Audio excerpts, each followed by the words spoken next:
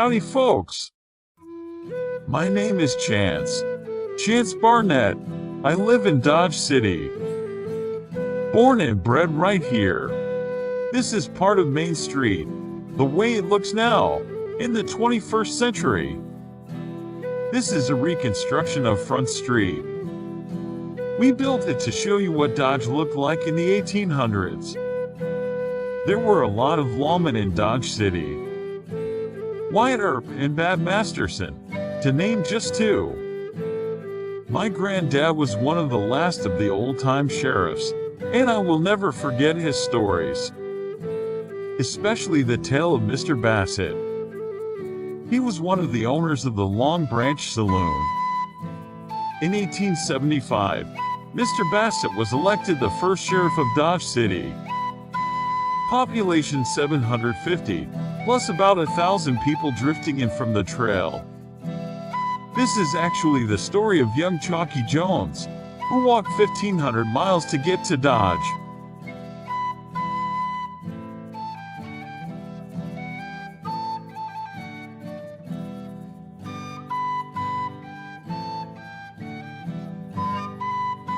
Hello folks. This is my story. It started in 1875 on dusty Front Street, across the street from the Long Branch Saloon. That's where I took my first steps toward manhood. Times were hard, as were the men. The women? They were even harder. Gunfights were as common as consumption and yielded the same results. Dodge was a brutal town with few soft spots. I was 16 years old and I loved it. I drifted into town like the tumbleweed from a village in California, where life was as slow as a Texas river in July, and music was heard much more than gunfire. My little town was fine and I thought I might have been happy living there, until the first time I heard the roaring sound of the south wind rushing down 2nd Avenue, dashing past Hoover's cigar store, where the smell of gun smoke lingered in the air, after Lute Fowler and Gawk Larkin used their Colts to settle a dispute that started inside Charlie Rath's general store. Larkin didn't even clear leather before Lute blizzed off a hard shot. Rocketed backwards, Gawk fell, and was blowing bloody bubbles with his last breath by the time Sheriff Charlie Bassett rushed out of the Long Branch, beer suds still on his chin, his gun in his hand. Wading into the crowd that had gathered, he scattered those cowpokes as easily as a rodeo bull running through a chicken coop. Well, Fowler, you finally got Gawk Larkin to draw on you. I'm gonna beat you till there's nothing left to hit. Oh!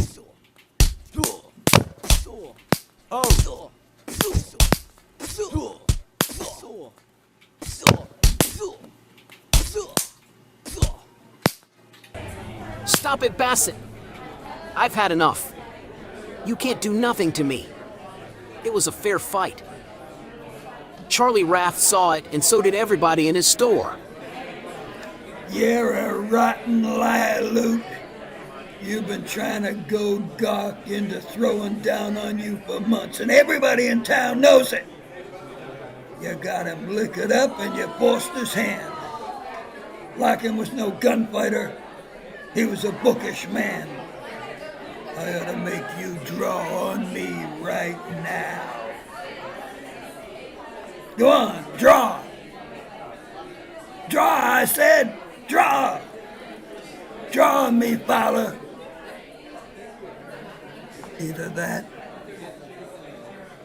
or I'm gonna beat you to death. Right now, with my fists.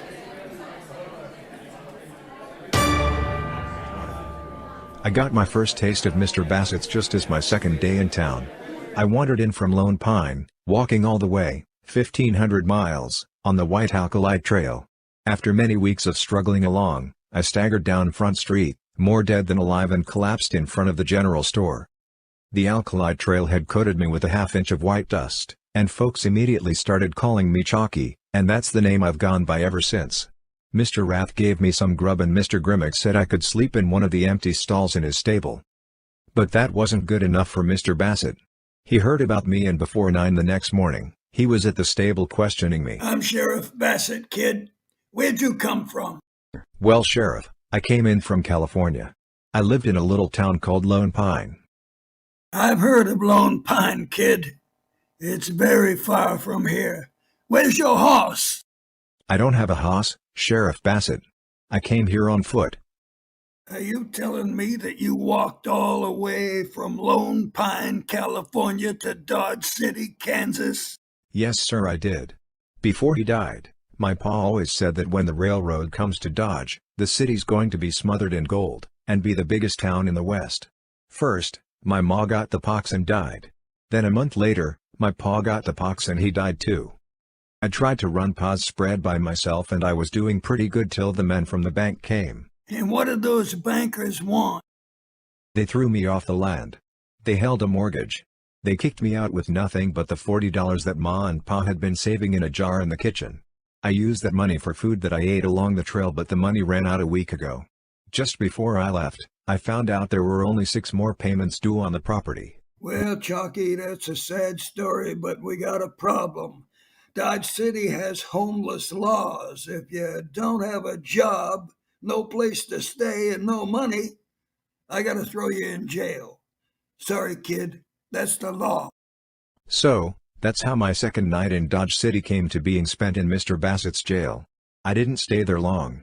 After being served a pretty decent breakfast, that was brought in from the Front Street Cafe, the sheriff told me the only way I could get out of jail was if I had a job.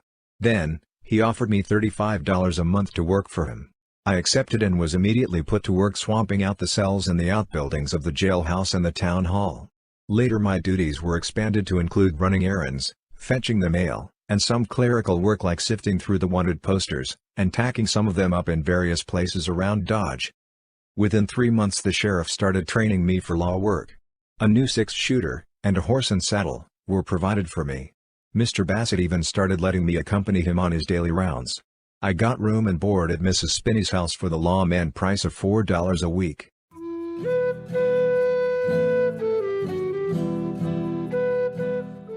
You've been listening to Chalky Jones tell his tale of how he came to Dodge City. My name is Tom. I was there too. Here's the reason for the bad blood between Gawk Larkin and Lute Fowler. Gawk was a successful farmer with a spread about 5 miles out of Dodge.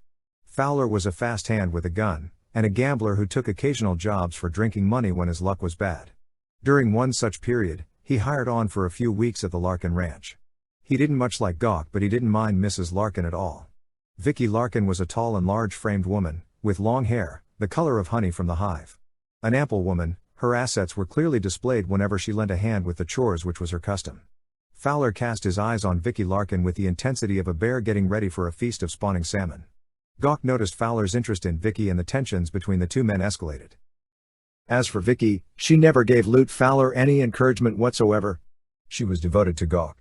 They sweated out the work of the ranch side by side, just like a pair of well-trained draft horses. Vicky was also a very good cook. She'd make beans, biscuits, and bacon seem like a meal prepared back east in the Tremont house in Boston. After Fowler finished plowing the sections he was hired for, he drew his pay and went back to Dodge with an itch that only got worse. He took to bothering Gawk every time the farmer came to town for supplies. He began challenging Gawk. He said, "Hey Larkin, if you don't like it, just reach for that gun you're wearing." The truth is, Gawk Larkin only wore the gun because he needed it to protect his stock from the dozens of wolves and coyotes that prowled the outskirts of Dodge. Gawk was okay at shooting critters, but he had never before fired the gun in the direction of a man.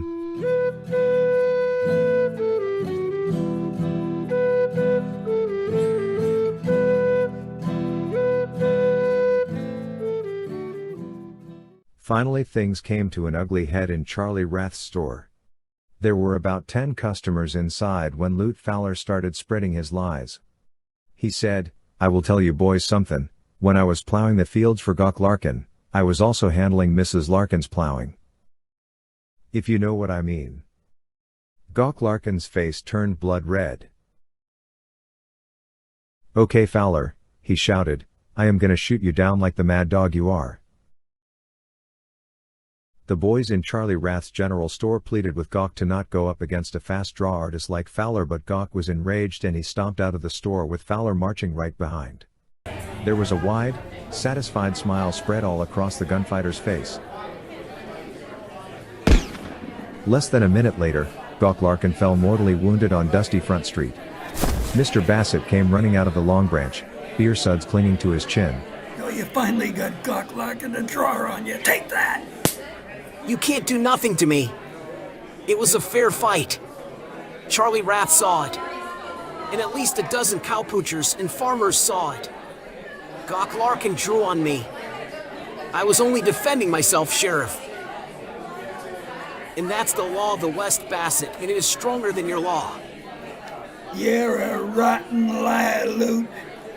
You've been trying to goad Gawk into throwing down on you for months, and everybody in town knows it. You got him liquored up and you forced his hand. Larkin was no gunfighter. He was a bookish man. I ought to make you draw on me right now. Go on, draw. Draw, I said. Draw. Draw on me, Fowler. Either that, or I'm gonna beat you to death. Right now, with my fists.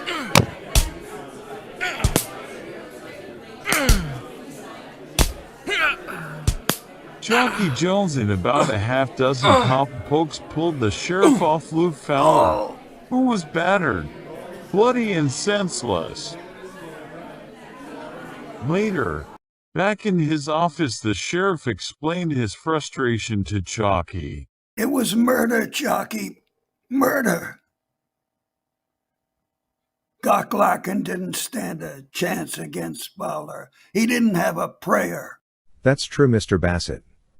But the fact is that Gawk had a gun and was going to draw on Lute Fowler. Just then the door to the sheriff's office opened. It was Larry Durger, the new marshal of Dodge City. The mayor appointed Durger just 1 month after Bassett was named sheriff. Well, Sheriff Bassett, that was a pretty damn stupid thing you did. I know that, Larry, I know that, but what was I supposed to do? You know, this wasn't the first time that Fowler killed somebody by forcing him into a gunfight. What am I supposed to do? Your job, Charlie. Your job.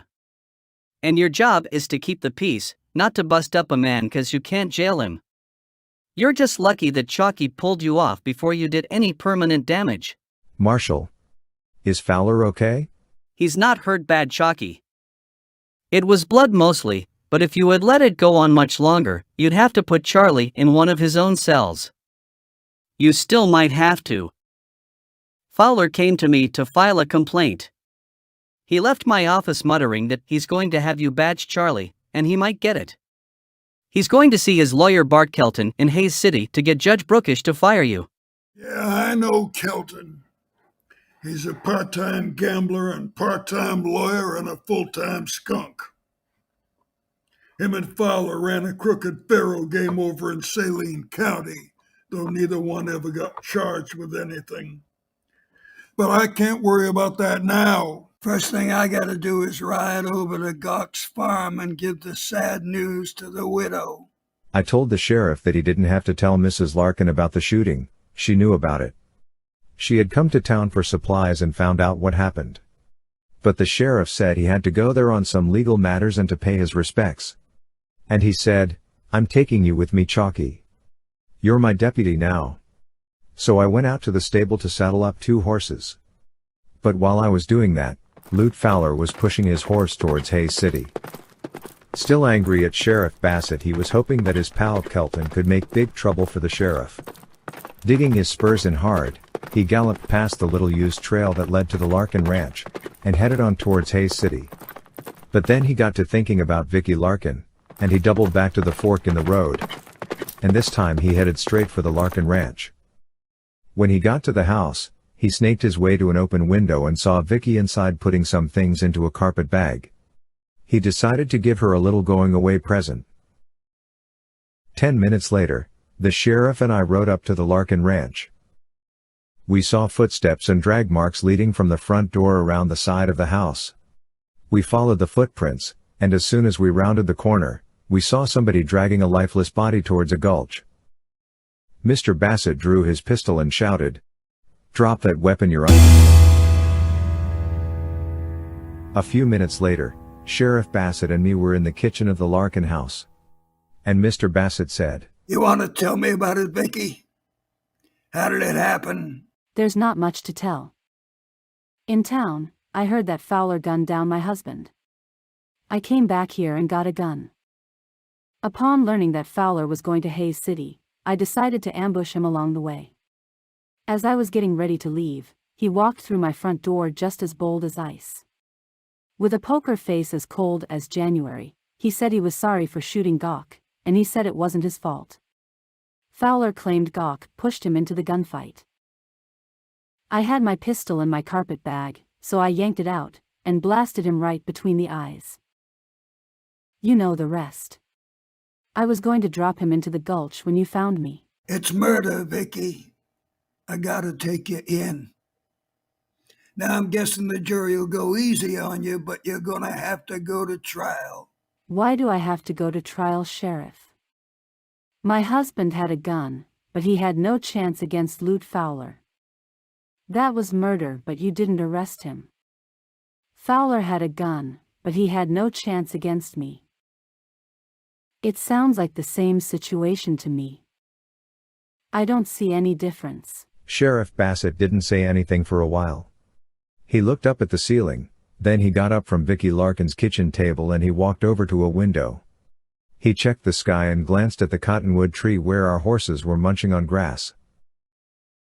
Then he came back to the table and sat down. He looked into the blue eyes of Vicky Larkin and smiled. Sheriff Charlie Bassett had come up with an idea. In a barbarous country like we live in, sometimes lawmen have to make their own rules, Vicky. And the way I see it is, Fowler broke into your house, gun in hand, looking to attack you. And luckily, you had a weapon handy, and you blasted the skunk before he got you. Is that the way it came down? Yes, Sheriff, as I think about it, that is exactly the way it happened. And that's just how I'm going to write it up. Self-defense. Goodbye, Mrs. Larkin. Sorry for your loss.